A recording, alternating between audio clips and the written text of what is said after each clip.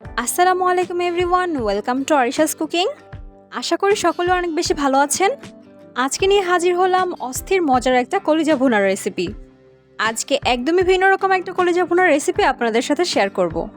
চলুন তাহলে কি করে তৈরি করে নিলাম দেখে নেওয়া যাক। প্রথমে 1 চা চামচ লবণ দিয়ে কলিজাগুলোকে ভালো করে সেদ্ধ করে নিচ্ছি। ভালো করে সেদ্ধ হয়ে গেলে এগুলোর পানি ঝরা দিয়ে নিয়েছি। একটা কলিজা একটু ভেঙে দেখাচ্ছি ঠিক কতটা পরিমাণে সেদ্ধ হয়েছে। কলিজাগুলো কিন্তু আমি একেবারেই সেদ্ধ করে নিয়েছি। এবার চলুন মূল রান্নায় চলে যাওয়া যাক।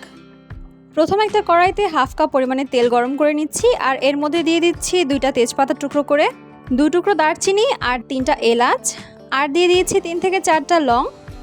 এগুলো হালকা একটু ভাজা হয়ে গেলে এর মধ্যে দিয়ে দিচ্ছি 1 কাপ পরিমাণে পেঁয়াজ কুচি। পেঁয়াজ কুচিটাকে হালকা ব্রাউন করা পর্যন্ত ভেজে নিব। এর ফাঁকে এর মধ্যে দিয়ে দিচ্ছি আরও 2টো ফোড়ন দুটো হলো কয়েকটা গোলমরিচ, এই 10-12টার মতো হবে। আর দিয়ে দিচ্ছি এখানে জিরাও খুব সামান্য পরিমাণে। মেজারমেন্টটা যদি বলি, হাতের 3 আঙুলের 1 চিমটি পরিমাণে জিরা দিয়ে নিলেই হবে। এই পর্যায়ে পেঁয়াজগুলো ভাজা ভাজা হতে হতে এর জন্য মশলা তৈরি করে নিচ্ছি। প্রথমে একটা বাটিতে নিয়ে নিয়েছি স্বাদ অনুযায়ী শুকনো মরিচের গুঁড়া, 1.5 চা চামচ পরিমাণে হলুদের গুঁড়া, 2 টেবিল চামচ আদা বাটা আর 2 টেবিল চামচ রসুন বাটা। এই পর্যায়ে দিয়ে দিচ্ছি স্বাদ অনুযায়ী লবণ। এই পর্যায়ে পরিমাণ মতো পানি দিয়ে সবগুলো মশলাকে ভালো করে মিশিয়ে নিচ্ছি। মিশিয়ে নেবার সময় খেয়াল রাখতে হবে যাতে করে কোনো দলা পাকিয়ে না থাকে। অনেক সময় তেলের উপরে ডিরেক্ট এই মশলাটা দিলে পুড়ে যায়, আর এভাবে পানি দিয়ে গুলিয়ে নিলে মশলাটা পোড়ার কোনো চান্স থাকবে না। এবার ব্রাউন হয়ে আসা পেঁয়াজটার মধ্যে সবগুলো মশলা দিয়ে নিব এবং মশলাটাকে ভালো করে কষিয়ে নেব। চুলার জাল মিডিয়ামে রেখে মশলাটিকে ভালো করে কষিয়ে নিচ্ছি। যখন মশলাটা প্রায় কষানো হয়ে যাবে সেই পর্যায়ে দিয়ে দিচ্ছি 1/2 চা চামচ পরিমাণে গোলমরিচের গুঁড়া। এখানে ভাজা গোলমরিচের গুঁড়া দিয়েছি।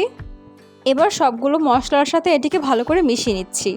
যখন এই কষানো মশলাটির থেকে তেল ছাড়তে শুরু করবে সে পর্যায়ে আগের থেকে সেদ্ধ করে রাখা কলিজাগুলো দিয়ে নিচ্ছি এবং সবগুলো মশলার সাথে ভালো করে মিশিয়ে নিচ্ছি। মশলার সাথে কলিজাগুলো ততক্ষণ পর্যন্ত কষাবো যতক্ষণ না পর্যন্ত এই মশলার পানিটা শুকিয়ে আসে আর পাশ থেকে তেল ছেড়ে আসে। দেখতে পাচ্ছেন কষাতে কষাতে মশলাগুলোর পাশ থেকে তেল ছেড়ে এসেছে এবং সবগুলো মশলা কলিজার গায়ে গায়ে লেগে গিয়েছে। এ পর্যায়ে ঝোলের জন্য পানি দিয়ে দিব। আপনারা যে যতটা পরিমাণে ঝোল রাখতে চান সে অনুযায়ী বুঝে পানিটা দিয়ে নেবেন।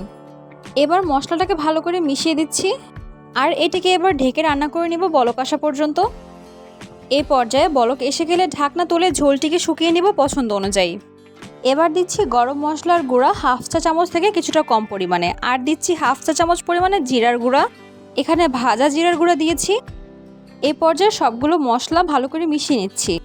ভালো করে মেশানো হয়ে গেলে এই পর্যায়ে দিয়ে দিচ্ছি পেঁয়াজের বেরেস্তা। আমি এখানে 1 মুঠ পরিমাণে পেঁয়াজের বেরেস্তা দিয়ে নিয়েছি। আপনারা এটার পরিমাণ কম অথবা বেশি দিতে পারেন। এই পর্যায়ে 5 মিনিট ঢেকে রেখে ঢাকনা তুলে নিচ্ছি এবং ভালো করে আরেকবার মিশিয়ে নিচ্ছি। এবার আপনাদের পছন্দ অনুযায়ী ঝোল রেখে কলিজা ভুনাটিকে নামিয়ে নেবেন। এই তো আমাদের কলিজা ভুনার রেসিপিটা একদমই তৈরি। রেসিপিটা কেমন লাগলো অবশ্যই কমেন্ট করে জানাবেন। ভালো লাগলে রেসিপিটা শেয়ার করে দিবেন। এখন পর্যন্ত আমার চ্যানেলটিকে সাবস্ক্রাইব না করে থাকলে এখনই করে দিন, আর বেল আইকন ক্লিক করতে ভুলবেন না নতুন নতুন রেসিপির আপডেট সবার আগে পাওয়ার জন্য। Thanks for watching. আল্লাহ হাফেজ।